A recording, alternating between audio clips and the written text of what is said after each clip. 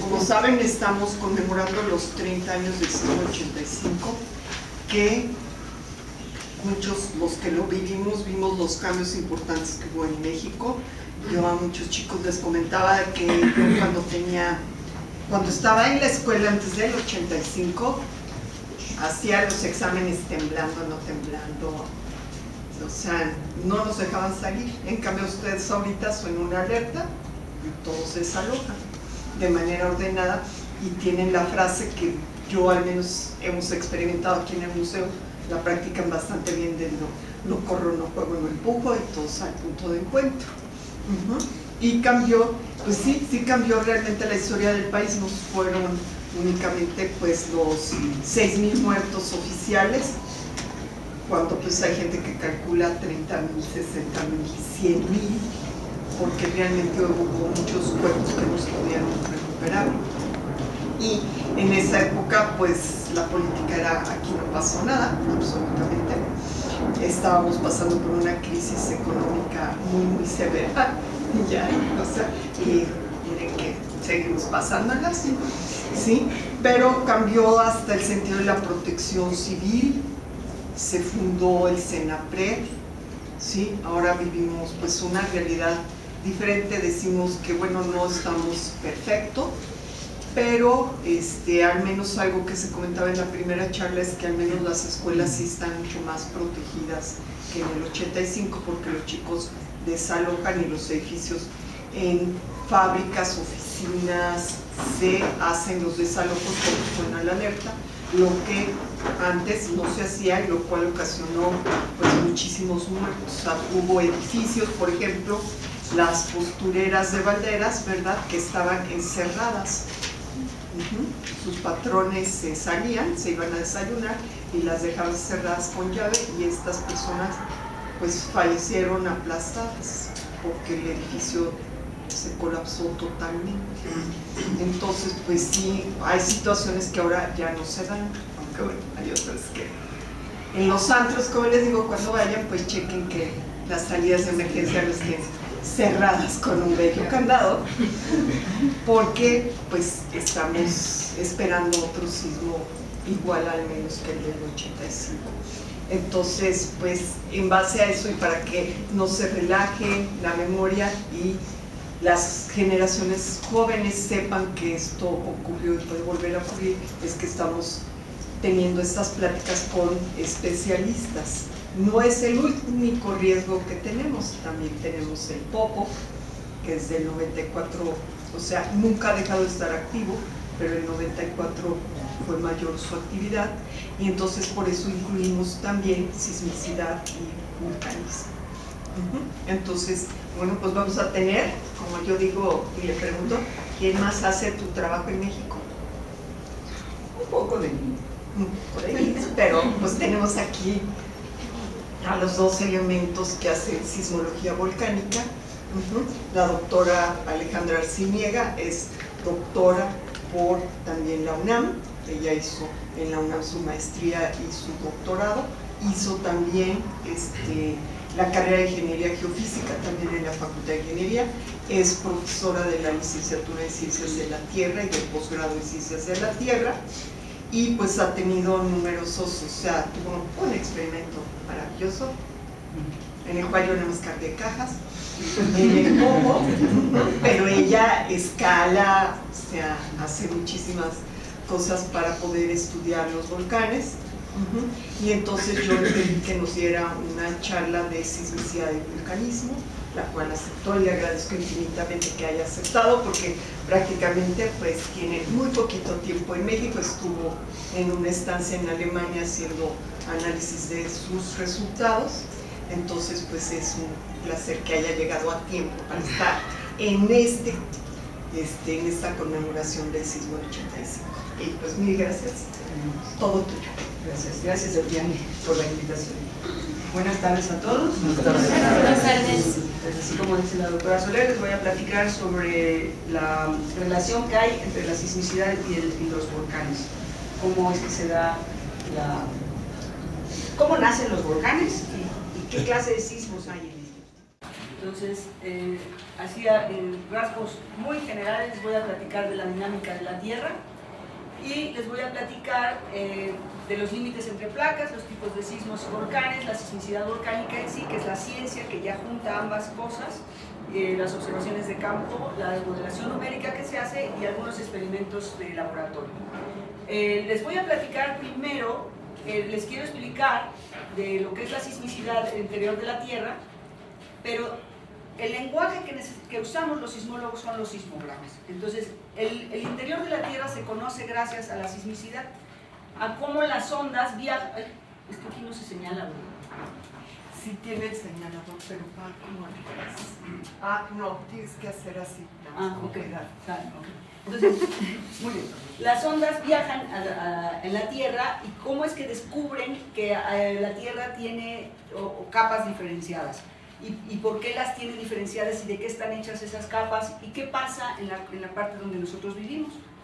Entonces, para esto se usó la sismicidad. Pero, ¿qué es un sismograma? ¿Qué hay en un sismograma?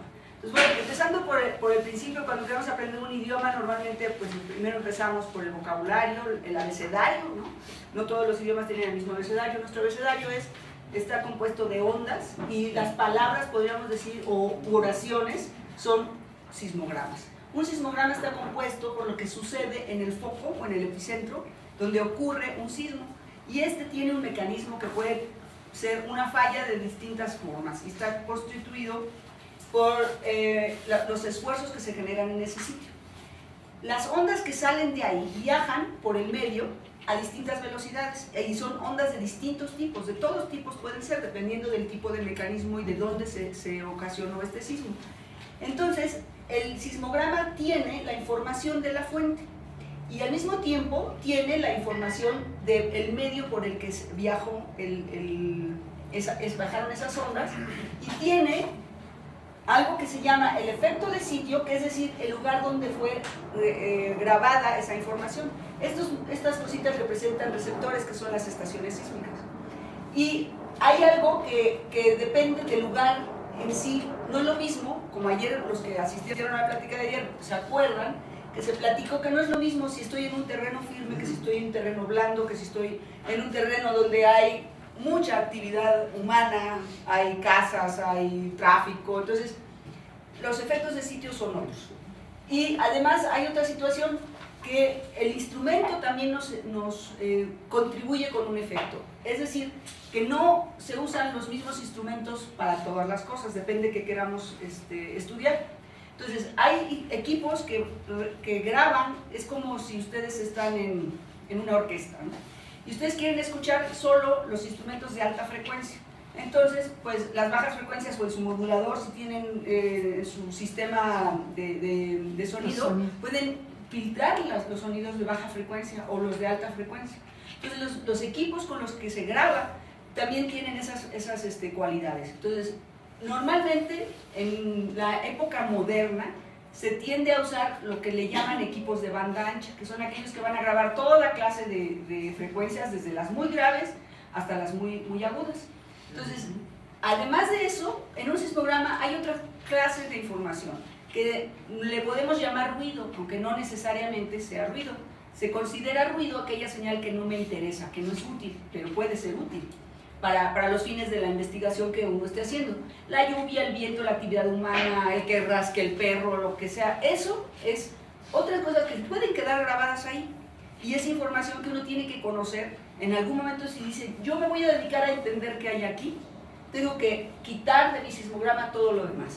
Me quiero dedicar a entender lo que hay en la estructura cerca de mi estación y entonces quito todo lo demás de lo que es este sismograma. O sea, uso filtros y diferentes técnicas que pueden ser muy sofisticadas para eliminar aquella información que yo no necesito.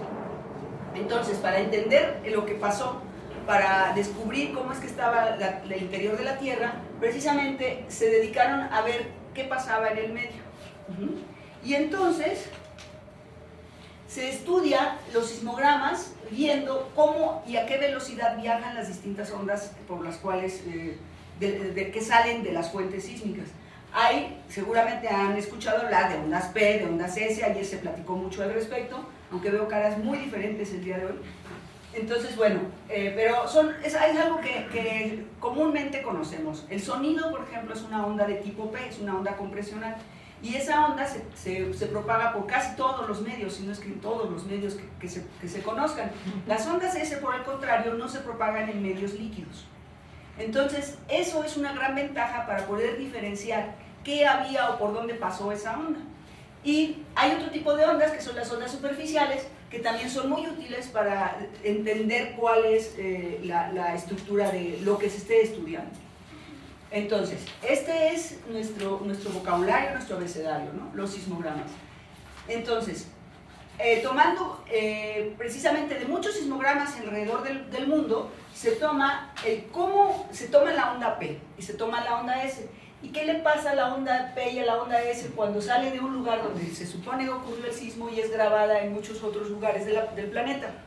La velocidad a la que se supone debería de llegar, considerando que el medio es homogéneo e isótropo, resulta que dicen, no, pues fíjate que no llegó a esa velocidad, llegó a otra. Y normalmente es porque la onda, aquí en este caso sería la onda S y la onda P, esta siempre es menor velocidad que la P. Vemos que en ciertas partes se retrasaba la velocidad. Entonces, ¿por qué se está retrasando? Entonces, había de repente un retraso importante, después una aceleración, después una aceleración muy importante en ambas ondas, después como una velocidad muy constante en ambas y otra vez una aceleración importante. Esto les empezó a los científicos de principios del siglo pasado a preguntarse por qué sucede eso, ¿no?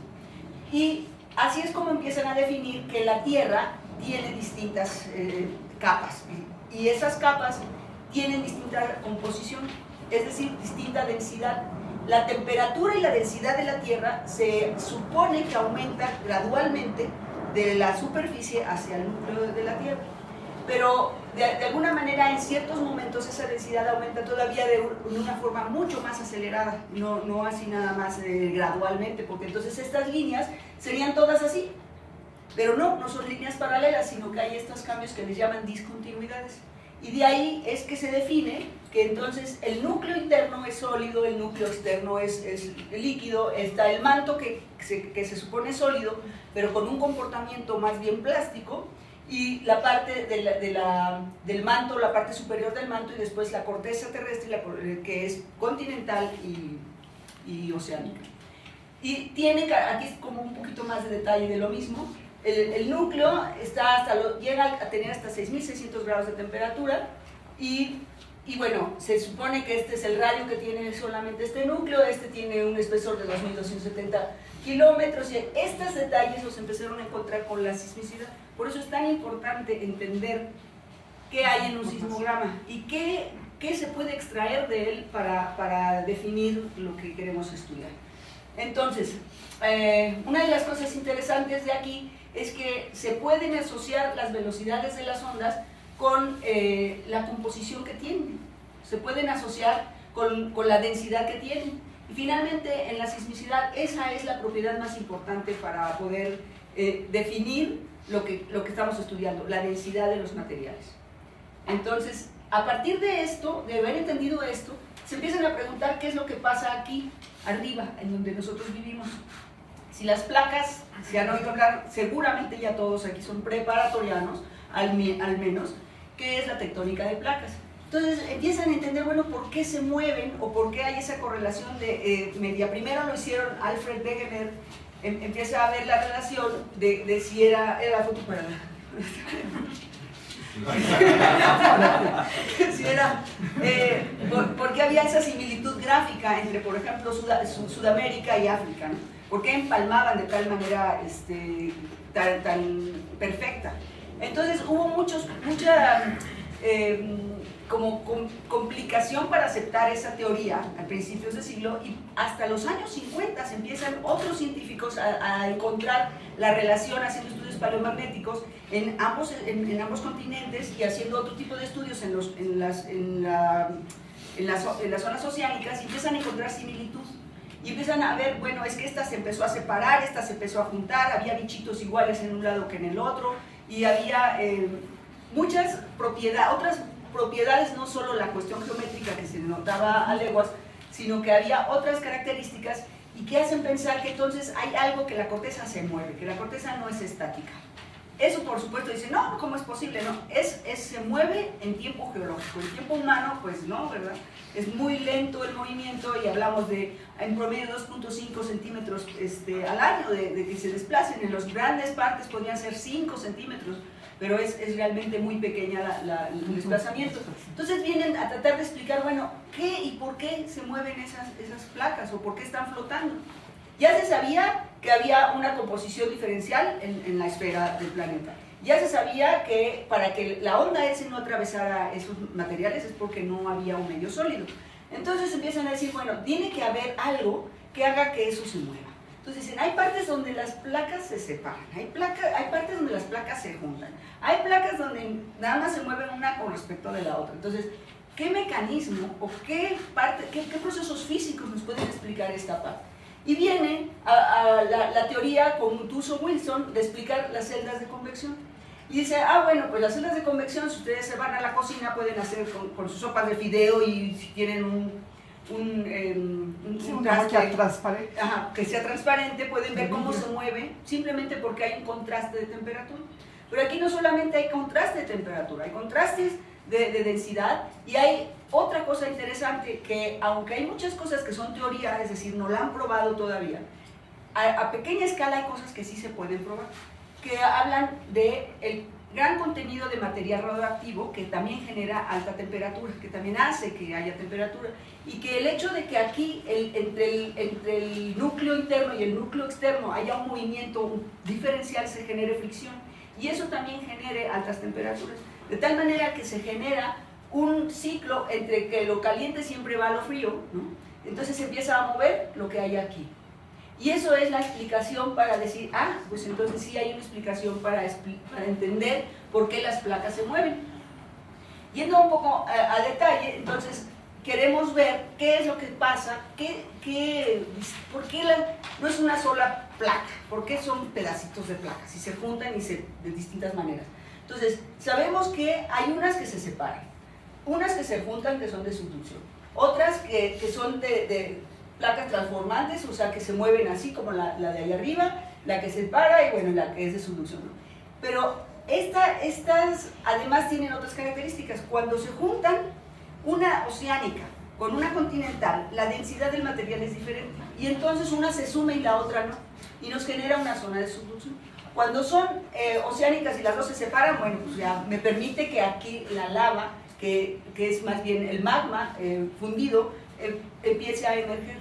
En esta, lo que sucede es que, eso les voy a explicar ahorita en la que sigue un poquito más de detalle, pero aquí esta se empieza a meter y bueno, se funde, se convierte en magma otra vez y se vuelve a reciclar.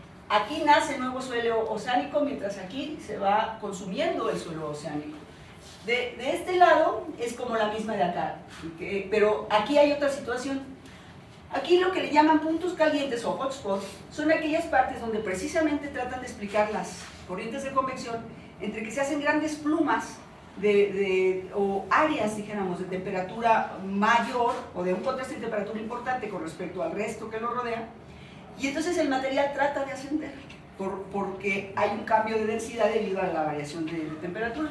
Y entonces ese lugar, aparentemente eso no se ha explicado todavía, ¿por qué siempre está ese punto caliente ahí? ¿Por qué no se mueve? ¿Por qué está ahí? A eso le llaman puntos calientes, que son como zonas fijas en el planeta que generan altas temperaturas y ahí se genera una serie de volcanes. Y ahorita a detalle, bueno, aquí en la parte de los puntos calientes, como tenemos de ejemplo Hawái, el punto no se mueve, pero la corteza se sigue moviendo, porque esta parte de aquí la está empujando y esta la está jalando. Entonces se sigue moviendo y se va formando un volcán aquí, pero ahora me muevo y ahora se forma después, y ahora me muevo y se forma después, y se terminan formando cadenas de volcanes al respecto de este punto caliente, y hay muchos puntos calientes en la Tierra. Viéndolo más a detalle, vemos que, por ejemplo, en el caso de cuando se juntan dos cortezas oceánicas en una zona donde diverge, se forman volcanes y se forman también las fallas de transformación, no solamente en este caso, las fallas de transformación en realidad pueden encontrarse en varias zonas. Pero hay una cosa interesante que sucede con las fallas de transformación. Aquí se forman volcanes pequeños, volcanes donde la sismicidad es somera y los volcanes tienden a ser, les llaman escudo, que son volcanes con una pendiente no muy pronunciada. Y en el caso donde se juntan dos que convergen, aquí se separan y aquí convergen dos placas que son continentales, o sea, tienen la misma densidad, pues no hay manera, aquí está peleando a ver quién gana, ¿no? Y de alguna forma la sismicidad es entre somera y a veces intermedia, pero se genera una gran deformación de la corteza. Y esto da producto a grandes cadenas de montaña, como es el caso entre la India y los Himalaya, y se forman montañas muy altas. También está el caso en Europa los Alpes, es el mismo caso, son dos placas continentales que tienen la misma densidad o similares y chocan entre ellas y ahí se la pasan y empiezan a deformarse y empiezan a formar grandes montañas. De hecho, la zona de los Himalayas se abarca mucho más, no solamente el norte de la India, sino toda la parte de Pakistán, Irán e Irak, es la parte que le llaman la cordillera Himalaya Karakorum, no me acuerdo cuánto mide, pero es enorme en la zona. Y normalmente hay muchos sismos ahí. Hay sismos de 5, sismos de 4, así como aquí, que todo el tiempo está temblando, allá también siempre tiembla. Nada más que de repente allá tienen los sismos tan someros que son muy destructivos. Y bueno, aquí nadie vive, ¿no? Entonces ya no nos preocupamos tanto del asunto, ¿no? Ahora, ¿qué pasa con las fallas de transformación? En donde hay fallas de transformación no hay volcanes. Esa es la diferencia, con todas las demás límites entre placas. Entonces este es el caso típico que todo el mundo conocemos y está muy bien estudiado, que es el de la falla de San Andrés, donde se ve cómo están los límites entre las placas, la de Juan de Fuca, que estas se separan, aquí también se separan, pero esta está subduciendo a la placa norteamericana. Entonces, aquí, bueno, ¿qué pasa con este tipo de cosas? Que se genera una gran deformación, son sismos normalmente someros, o sea, rara vez llegan más allá de los 15 kilómetros, ya uno que llegó... Lo común es que anden alrededor de los 5 kilómetros y esa es la razón por la que son tan destructivos. Aunque digan, ay, sí, en San Francisco ya les tembló, en California ya están chillando porque fue de... No, pero la razón por la cual ellos se preocupan tanto es que son muy someros los epicentros. A diferencia de aquí, que podemos tener unos 7 y bueno, sí, ay, sudé tantito, ¿no? Pero no se caen las cosas a llegar a este nivel, ¿no?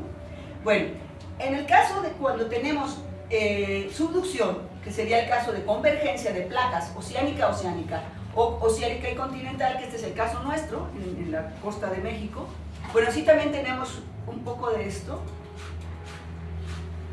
en la parte de, porque la falla de San Andrés empieza desde California, desde la parte del norte de Sonora, desde allá nace. Entonces sí, por supuesto también tenemos esto, pero no tenemos ciudades, pues nos toca el Golfo de Cortés ahí. Me imagino que si se pudieran poner OBS, que son el nombre de los sismógrafos que se usan a gran profundidad, sería interesante, pero hace falta para poder instrumentar esas zonas.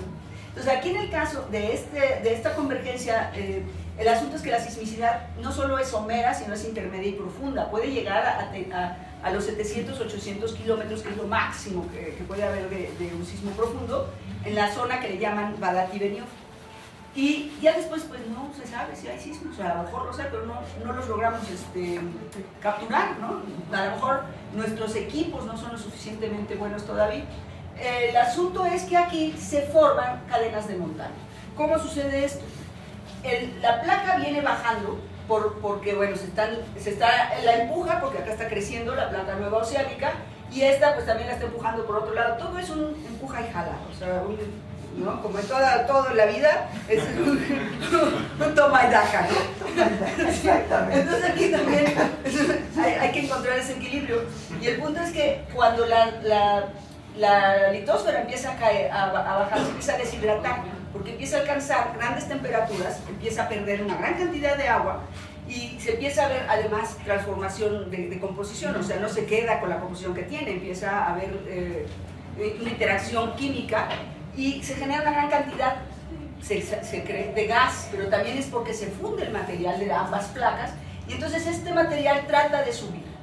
Por lo mismo, porque la densidad cambia y entonces al tratar de subir empieza a fundir todo esto, se forman cámaras o reservorios magmáticos Y esto es lo que empieza a dar origen a los volcanes. ¿Por qué muchos volcanes en esta zona? Bueno, porque la placa es grandotota y toda el área de la placa que se subduce del lado normalmente, en paralelo, va a generar la cadena montañosa. Es el caso de todo, desde el norte del continente americano hasta sur, con excepción de nuestro país, que la placa subduce, pero en vez de que los volcanes estén paralelos, están en una inclinación con respecto a la trinchera. Sucede lo mismo en el oceánico, pero pues aquí los volcanes están en el océano. Son volcanes mucho más pequeños. Esto da lugar a la formación de volcanes, grandes volcanes como el Popocatépetl, el Iztaccíhuatl. Son volcanes, la combinación, el Iztaccíhuatl no es un volcán, son un compuesto de 9 volcanes. Pero el Citlaltépetl, el Pico de Orizaba, todos esos grandes volcanes, como el San Helens, el Calbuco, todos los volcanes de los que hemos estado escuchando últimamente que están en actividad, son estratovolcanes. Son volcanes que se van formando poco a poco, con una gran cantidad en el tiempo geológico de distintas emisiones de ceniza, de gas, de materiales piroclásticos, que se van acumulando en distintas etapas. Y bueno, forman las grandes cadenas de montaña. Entonces, este es cómo se ve la distribución del límite entre placas en el planeta, ¿no? Entonces, como pueden ver, aquí, todo esto en amarillo nos dice, son aproximadamente 12 placas entre las grandotas, que son 6 o 7, y las pequeñas placas. Y bueno, esto, si lo comparamos con la sismicidad del planeta, con sismos exclusivamente mayores de 5, podemos ver la similitud. Se las paso rápido y vean que sí, efectivamente, en donde hay límite entre placas va a haber sismicidad. Entonces, ¿qué pasa? Esto es los volcanes del mundo. También va a haber volcanes. Y si comparamos la cantidad de volcanes, esos son los volcanes activos, nada más. Si ponemos todo, pues yo creo que pintamos todo aquí. Estos son los volcanes activos y que tienen más o menos una elevación, los colores nos van a indicar la elevación que tienen, y el color azul más clarito ya es el continental shelf, o sea, la plataforma continental. Y de aquí vamos a ver cuál es la relación entre el vulcanismo, o sea, cómo están asociados todos estos volcanes con la tectónica de placas. Entonces, aquí vemos, esto nos indica el límite entre placas, esto nos indica volcanes y el famoso que le llaman anillo de fuego, que es la zona que pasa por el Pacífico, que va rodeando así. Todos estos son volcanes activos. Volcanes no son volcanes monogenéticos, esos de que de repente nada más hacen actividad una vez, una erupción, como el Paricutín, y no vuelven a hacer erupción en su vida. Hasta la historia humana que tengamos conocimiento, ningún otro volcán monogenético, llamado así mono, de una vez hago erupción, ha vuelto a hacer erupción. Todos los volcanes que están en el anillo de fuego son volcanes que están constantemente emitiendo material a la atmósfera o al fondo oceánico. Y bueno, aquí está el hotspot de Hawái. Y tenemos en México, dentro de todo esto, aquí estamos nosotros, este es el eje neovolcánico, tenemos 14 volcanes activos en el país. Este es más o menos todos los volcanes, no nada más los activos. Y este es el eje neovolcánico, como podemos ver, no es paralelo. Como aquí, está muy claro en Centroamérica, como si está la trinchera que entra así, pero en la parte de Centroamérica no. Y nosotros, digo, esto sí y nosotros no. Somos muy tercos, no hacemos nada igual, está bien. Hay trabajos que han dado explicaciones a esto, que bueno, son cosas mucho más avanzadas, que no voy a tocar aquí. Otra de las cosas que se hace debido a de dónde vienen los volcanes, dónde se fueron formando, tiene que ver como en el cómo son clasificados los volcanes. Son clasificados de acuerdo al material del que están hechos, o sea, principalmente de qué lava están hechos, el lugar donde se forman, por ejemplo, los volcanes basálticos, en las zonas de separación de placas, es donde la mayoría de los volcanes tienen una composición basáltica, son volcanes escudo o más chaparritos, nada más fisuras donde salga una gran cantidad de material basáltico, y son de alta temperatura, o sea, las lavas son de una viscosidad muy baja, son poco explosivos, o sea, el contenido de gas que tiene el magma es bajo, en comparación de conforme va esta gráfica, si va de basalto, andesita, dacita, el contenido de saturación de gas del magma aumenta, la viscosidad aumenta en esta dirección. Si hablamos ya de volcanes así, los riolíticos, que son muy viscosos, son magmas que se mueven muy despacito y que realmente son muy sticky, o sea, muy pegajosas, son altamente explosivas y muy destructivos. Y bueno, las temperaturas son de muy baja temperatura. Estos tienen una gran cantidad de sílice, o sea, de vidrio volcánico, de materiales que se enfrían tan rápido que no le da tiempo de fluir el material. De eso nos habla la viscosidad. ¿Qué tan difícil es que un fluido se mueva? De eso habla la viscosidad. Y tiene mucho que ver con el contenido de saturación de agua que tenga el material. Entre más agua tenga, fluye más. Y bueno, este es un ejemplo precisamente de el magma basáltico en Hawái. Esto es, ustedes pueden entrar a las páginas del observatorio de Hawái, pueden ver fotografías y videos impresionantes, muy bonito material de cómo estas cosas suceden, además de una muy buena explicación a nivel de preparatoria o licenciatura de cómo se forma este magma, de qué está hecho este magma, qué temperaturas alcanza, qué velocidades alcanza, que tiene mucho que ver la velocidad a la cual fluye con la pendiente, por supuesto, ¿no? Pero pueden llegar a tener 150 metros por hora de avance, o sea, bastante rápidos. Y forman grandes lagos, o sea, llenan las zonas así, hacen lagos, por eso les llaman lava lakes, y forman también fuentes. O sea, la lava, por ciertas fisuras, o los conos, también esto es en Hawái, pueden salir como si fuera una fuente o un geyser, ¿no? Sale y sale la lava. Y esto es muy bonito, es tan seguro que en algunos lugares, cuando el volcán está haciendo esto, porque no lo hace constantemente, la gente puede pararse, así como si fuera en una terraza, a disfrutar de cómo el volcán está ahí fluyendo, ¿no? Es muy agradable. Y bueno, una actividad cuando ya el magma es más viscoso, es de temperatura un poco más fría, o sea, ya no es basáltico, sino ya empieza a ser andesítico, se le llama actividad estromboliana, por el volcán Stromboli en Italia, que presenta una actividad bien establecida, así como muy rítmica a veces, o a veces no, pero no es muy regular, dijéramos. Y pueden ver que hace emisiones de gas, hace explosiones, no tan espectaculares así como las que hemos visto del Colima últimamente, pero son explosiones que tienen material incandescente, o sea, son pequeños fragmentos de material ya fundido y una gran cantidad de gas, pero son como regulares sus emisiones. Y esto los caracteriza a una erupción estromboliana. Una más activa, ya más destructiva, que tiene un gran contenido de agua, es la erupción freática. Este es un ejemplo en el volcán St. Helens, que es uno de los volcanes mejor estudiados, que tuvo su erupción climática en 1980, cuando se destruyó la mitad del flanco norte, creo fue el norte, del volcán.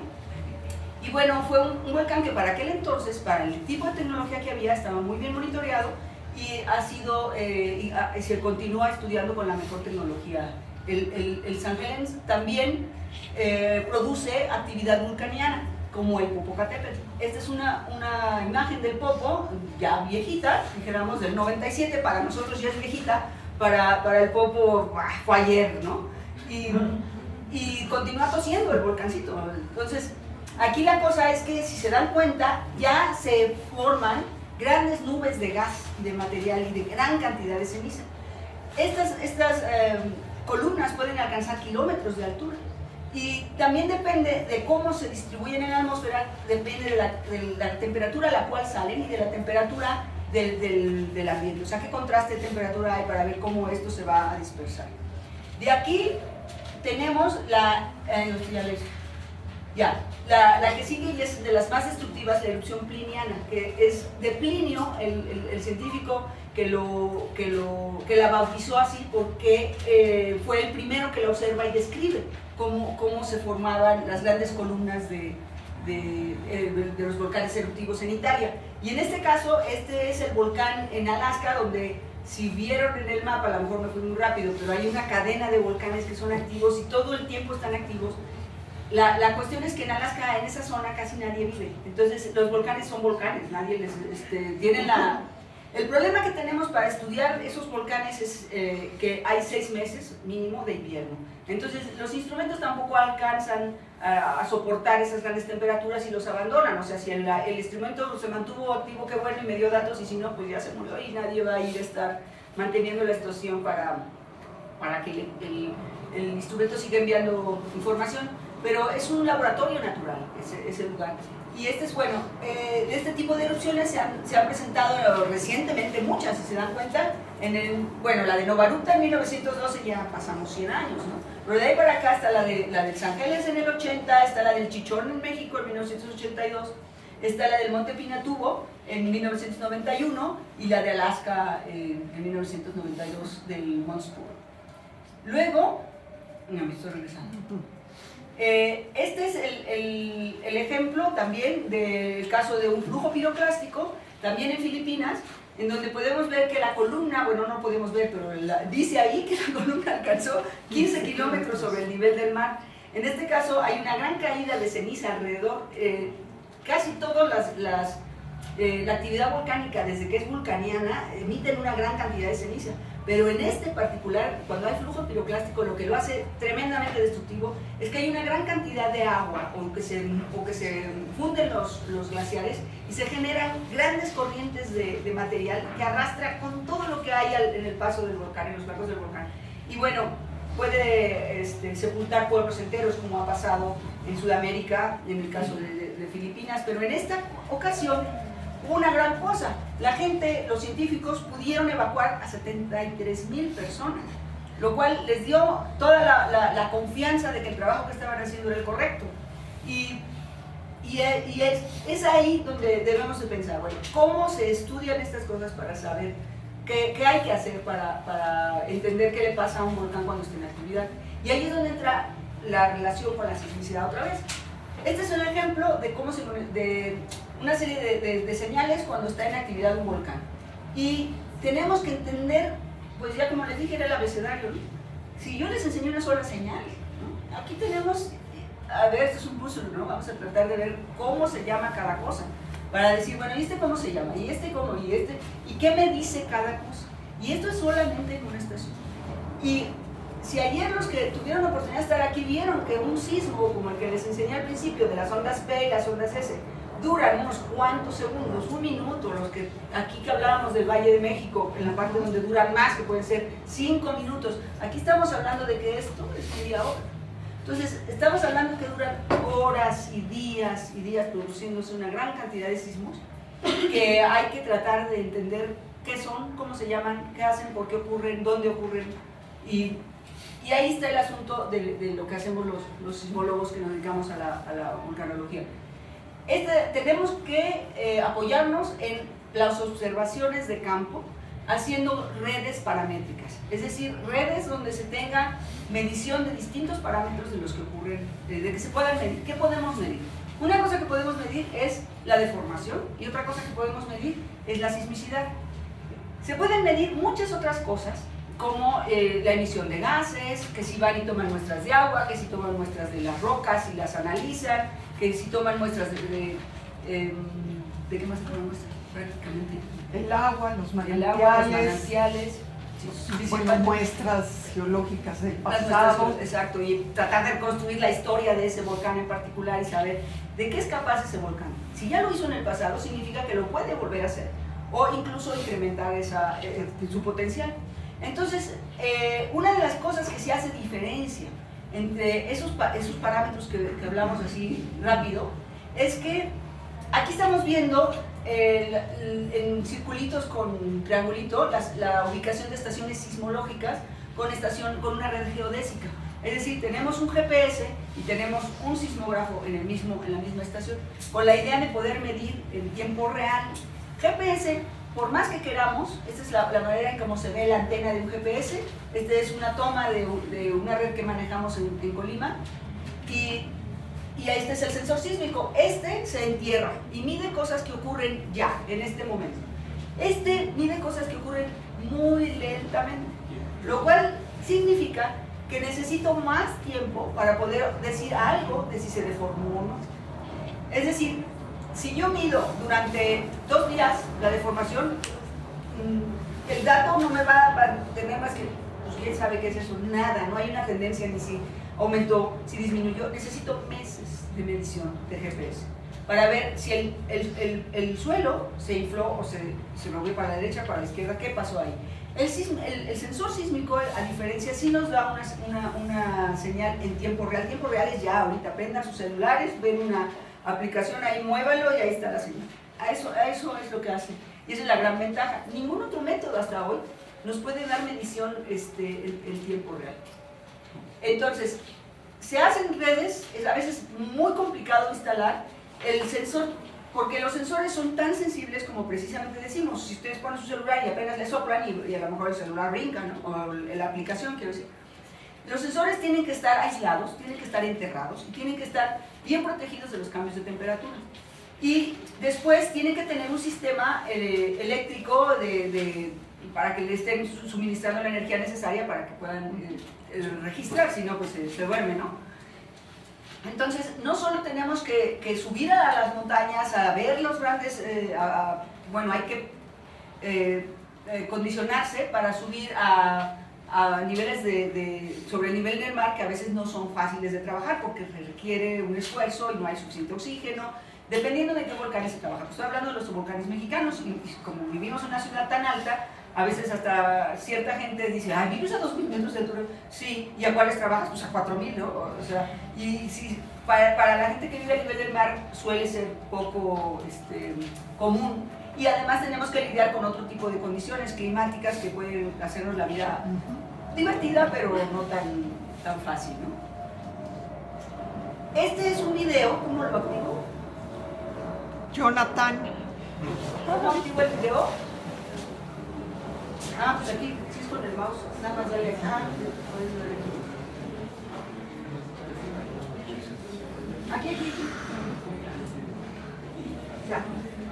Espero que lo puedan lograr ver, no sé qué tal, pero es un video de la actividad reciente del volcán de Colima. Y como pueden ver, no sé si pueden ver, emite una gran cantidad de gas, una gran cantidad de ceniza y puede alcanzar, bueno, distancias impresionantes porque se queda flotando en la atmósfera y va a darle de vueltas al planeta por meses o años. Esas partículas, entre más finas, se quedan dando de vueltas. Y eso es muy interesante para la gente que estudia el clima, porque precisamente lo pueden bajar y ver en YouTube. Ahí no traigo más videos porque pues ustedes realmente pueden ver, el que esté realmente interesado, una gran cantidad de videos en YouTube o en Internet. Y esto es con relación a lo que vengo diciendo de cómo se tienen que instalar las estaciones. Y bueno, que a veces tenemos la situación, podríamos decirles buena suerte de que suceda esto y nuestros equipos lo registren, o mala suerte porque nuestros equipos quedan enterrados con la erupción, pues los destruye o los entierra en condiciones que no son fáciles de llegar, ¿no?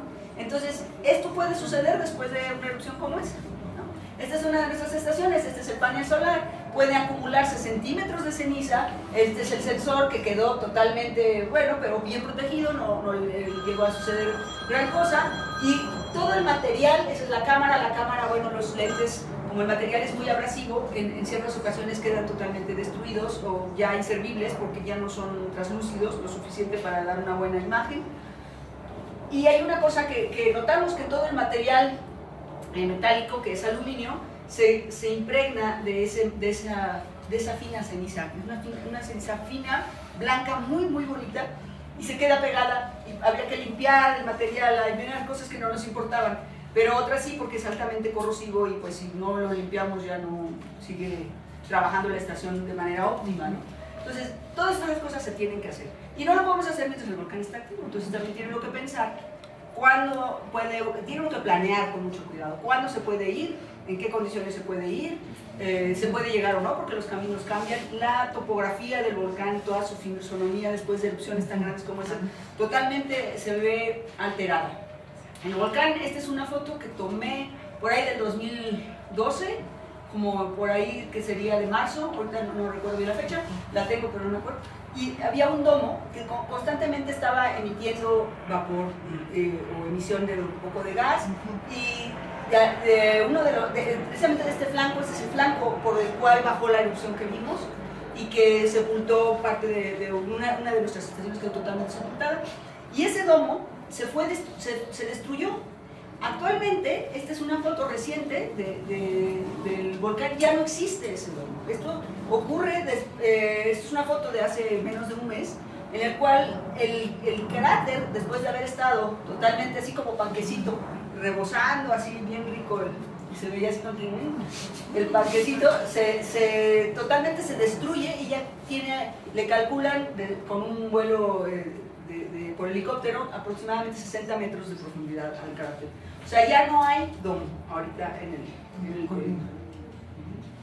Y entonces, el volcán de Colima, desde que empezamos a poner nuestra red, en junio a diciembre de 2002 empezó a incrementar la actividad. Después hubo una fase interesante de enero a marzo, más bien del 2013, y luego la que conocemos de ahorita de febrero a agosto de 2015, en el que estaba el domo, después ya no hay nada.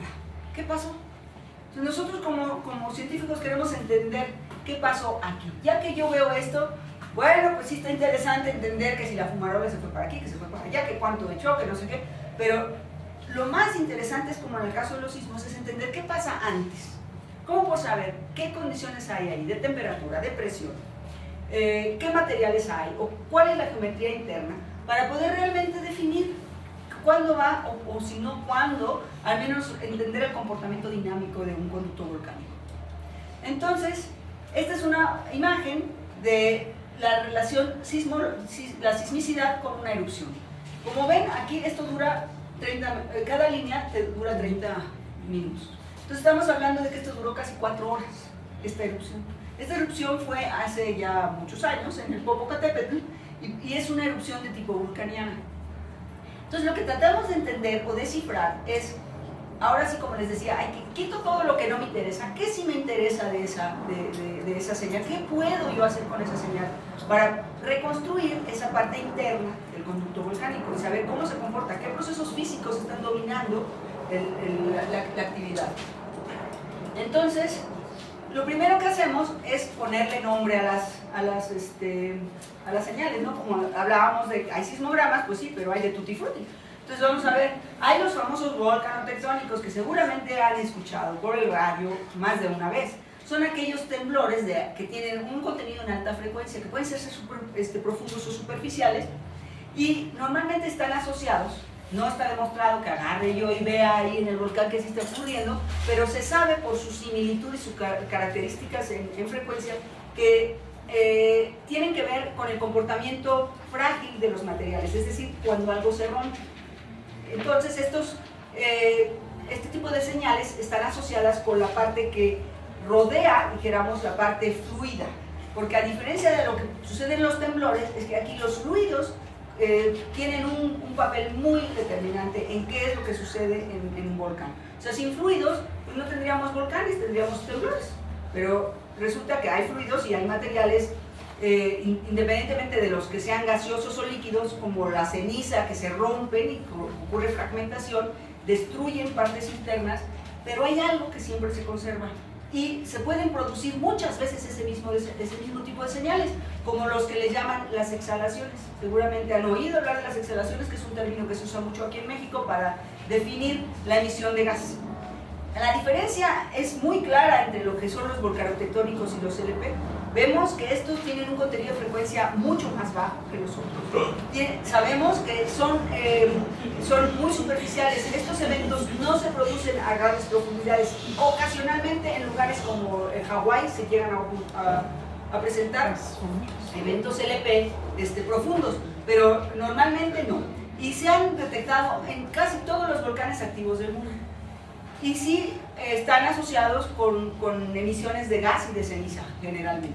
Luego está el tremor, que también seguramente lo han oído.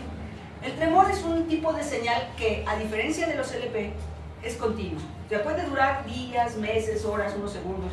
Y ahí está, en la tubería de su baño, igual ya pueden ustedes hacer que ocurra el tremor. Cuando empieza el boiler o el calentador está calentado, se queda atrapada en burbujas con el agua. y empieza a vibrar la tubería. Eso es tremor. Es algo que vibra constantemente durante un lapso largo, ¿no? Entonces, esto la comparte en el dominio de las frecuencias, comparte su típica firma espectral con la de los LP, o sea, están abajo de los 5 Hz normalmente en todos los volcanes. Y muchas veces puede haber tremor sin que haya una erupción. O sea, está vibrando, está habiendo resonancia, pero no vemos que ocurra nada. Y eso lo hace muy interesante de estudiar para entender qué está pasando. ¿Está aumentando la presión o qué está pasando? Porque de presión casi no hemos hablado. Y la presión es un factor, así la presión, la temperatura en los volcanes, bueno, algo está pasando, ¿qué parámetro no puedo yo medir y necesito conocer para poder entender qué está sucediendo? Y uno precisamente de los parámetros que no podemos medir en campo es la presión. Entonces, ¿qué hacemos con los LP y con los volcanotectónicos? Los localizamos, de tal manera que podemos decir, pues ocurren a tal profundidad, se organizan o distribuyen en tal o tal manera, y eso nos puede decir si hay fallas o hay un tipo de geometría asociada a cómo está distribuyéndose ese tipo de señal. Sin embargo, este tipo de señales pueden ser siempre venir del mismo sitio. O sea, por ejemplo, en este punto hay un punto donde, pues no sé, ha habido muchos eventos que están localizados ahí, digamos que reiteradamente se han presentado eventos de ese tipo que tienen la misma firma en tiempo y en frecuencia, y entonces ese tipo de señales que son tan constantes las podemos usar para hacer inversión. Ahora les platico. Hay un tipo de señales que se llaman, los LP y los otros son los very long periods, es decir, de muy largo periodo, que precisamente por tener esa característica de ser de muy largo periodo, no son afectadas esas ondas por el ruido ni por las altas frecuencias, que son producto de una serie de fuentes que son, para nuestros fines, información no útil, o sea, no la quiero en mi señal. Entonces, ese tipo de señales son muy limpias. Y por eso, ese tipo de señales, como vemos aquí, ese es el sismograma tal cual, ¿no? Ocurrió un evento. Después yo lo filtro para quedarme con las bajas frecuencias nada más. Y después yo le hago, me voy del dominio del tiempo, que es en el que vivimos, el dominio del tiempo y el espacio, al dominio de las frecuencias, que es el dominio del que escuchamos. Ese es el dominio del sonido, ese es el dominio de las frecuencias. Entonces me voy a ese dominio y cómo se ve la señal que está en el tiempo y el espacio, cómo la veo en las frecuencias. Entonces este tipo de información yo lo uso para caracterizar la señal y me quedo con lo que está en la baja frecuencia. ¿Por qué? Porque está limpia, no tiene tanto lo negrito, que es la alta frecuencia, eso no lo quiero, yo nada más quiero esta cosa. Entonces me voy a las bajas frecuencias y trabajo en este pedacito. Y uso este tipo de señales para invertir, es decir, yo le impongo geometrías a un modelo para decir, a ver, ¿cuál es la geometría más cercana a esta señal? Y entonces puedo decir, pues fíjate que ahí hay un mecanismo de tal o cual característica geométrica. ¿Qué hago? Pues primero, como decía, tenemos que tener una densa red de sismógrafos, en la cual la cobertura simultánea sea lo mejor posible alrededor del cráter, y que tengan también no solo cobertura simultánea, sino que a distancias diferentes, porque si están todas de este lado van a ver ciertas frecuencias pero no otras, y si están muy lejos no van a ver, y así viceversa. Entonces, entre más densa sea mi red, mejor. Y después lo que hago es que uso el modelo de topografía del volcán y lo hago pedacitos, lo hago cachitos, y aplico diferentes técnicas. Puede ser diferencias finitas, a lo mejor estoy hablando en chino para algunos de ustedes, pero son métodos matemáticos que se usan para poder extraer o simular lo mismo que observé con un modelo. Y después yo comparo ese modelo que yo hice teórico con eso que observé y veo cuál es la diferencia. Y esa diferencia es un grado de error. Y entre menos mi error sea menos grande, mi modelo es más certero. ¿Me explico? Entonces, en este caso, eso se hace, ¿no? Aplicando diferencias finitas. Pero entonces yo impongo una geometría. Digo, bueno, puedo usar un crack, que le decimos que es una fractura, que es par de planos paralelos por los cuales atraviesa, haga de cuenta esto, y el magma es el apuntador. Y esta cosa, al querer salir, pues me genera una respuesta de lo que lo contiene. O sea, el flujo afecta a las paredes también responden, porque, pues quítate, ahí te voy, no me empujes, y entonces hay una serie de interacciones entre el fluido y el sólido. Entonces podemos imponer geometrías cilíndricas que son mucho más fáciles de resolver, y entonces podemos meter otro tipo de complicar el modelo. Es decir, este nos permite hacer ciertas cosas, pero aquel nos permite más porque su geometría es más fácil de manejar matemáticamente. A veces dice uno, sí, pero te vas a alejar de la realidad. Pues sí, pero hay que empezar de lo más simple. Y poco a poco se va complicando hasta que sea ese error de comparar lo observado con lo... Por favor, apaguen celulares. Con lo calculado lo más pequeño posible, ¿no? Entonces, en el caso del Popo, se hizo una inversión de ese tipo de modelos y de los LP y de los BLP, y se encontró que ocurren a estas profundidades, ¿no? Y los LP, estos son los de periodos muy largos, estos son los de periodos largos, o sea, mucho más largos, estamos hablando de periodos hasta de 70 segundos, y aquí hablamos de periodos de 1 segundo, o sea, la diferencia es grande. ¿Y dónde es que se ubican con respecto al cráter? Esto es muy superficial, hablamos de aproximadamente 200, 250 metros del cráter al centroide de ese volumen, y aquí estamos hablando ya hasta de 1500 metros de profundidad. Entonces, ¿qué está pasando? ¿Cómo se conectan? ¿Cómo actúan? ¿Por qué ocurre una primero, la otra después? ¿Cómo es esto? Entonces viene todo un asunto de interpretación, y entonces se hacen otro tipo de modelaciones para hacer fuentes combinadas, o sea, se ponen geometrías no tan sencillas. Ya no agarro nada más un cilindro o un crack, sino ahora los mezclo. Y ahora digo, resuelvo este crack y ya no está parado, ahora lo acuesto y lo giro y le hago cositas. Y al conducto también, ya no es un conducto vertical, ya lo inclino, le cambio las condiciones de velocidad. El modelo de velocidad es por el cual, ya habíamos visto en el primer sismograma, por el que viajan las ondas, ¿no? Entonces, al modelo de velocidad, que es la parte de los cuadritos, de los cubitos, de donde se partió toda la topografía en cachitos, le puedo cambiar las propiedades de velocidad para que me diga, bueno, ¿qué es lo que está cambiando? ¿Cómo interactúa aquí el fluido que quiere salir, el gas que quiere salir? ¿Está resonando? ¿Está vacío? ¿Está lleno? ¿Cuál es la situación? Y empieza uno a hacer una serie de interpretaciones, pero pues hay que hacer mucho más trabajo en el asunto, ¿no? Y una de las cosas que nos ayuda son los experimentos de laboratorio. Los experimentos de laboratorio nos ayudan para varias cosas. La primera es para entender cómo se comporta la presión. La presión, comenté, es algo que no conocemos. Entonces, ¿qué forma tiene? ¿Cómo se ve? ¿Cómo aumenta? ¿Cómo disminuye? ¿A qué se parece?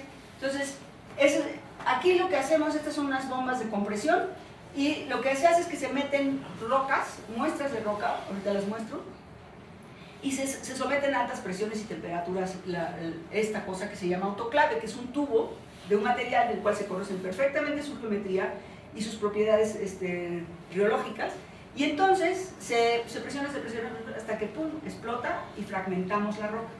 Entonces, con eso lo que se hace es saber a qué presión, qué tanta presión tuvo que soportar la roca antes de romperse, qué porosidad, qué propiedades tenía, o sea, necesitamos meter rocas sólidas como esto, que tiene uno que conocer su composición, su porosidad, todas las propiedades físicas que se les ocurra que se puedan medir. Luego tenemos fragmentación, o sea, pedazos de roca que pueden ser de una sola composición o mezcladas, y luego, si esta ya se fragmentó, esta misma la vuelvo a fragmentar, porque eso sucede en un volcán. O sea, el material, sale cierto material, pero no estoy cambiando lo que estaba dentro por otra cosa nueva, sino es la misma cosa que se vuelve a solidificar o se vuelve a fragmentar, o algo pasa que no sabemos perfectamente bien todo, pero cambia su composición. Eso lo saben los geoquímicos cuando toman muestras y saben qué composición tenía, a qué profundidad se generan esos minerales, porque empiezan a decir, pues este tiene una composición tal, pero esos minerales, para que se formen, requieren tales condiciones de temperatura, tales condiciones de presión, y si no hay ese mineral, entonces no hay esas condiciones. Entonces sí hay una manera de relacionar y de saber dijéramos, entre comillas, el rango de presión, pero no la forma que tiene en el tiempo, es decir, la función de la presión. Entonces, con esto se ha empezado a estudiar de muchas maneras. En el tubo muy grande se cambian los tubos estos de autoclave, se cambian las condiciones del tamaño, se cambian las condiciones de la muestra que se mete, se les pone agua, a veces son muestras que no son sólidas, sino son, por ejemplo, fluidos saturados de gas, y se produce burbujeo, y todo eso se estudia de muchas maneras con videos de alta resolución en autoclaves translúcidos. Y bueno, les voy a poner un video.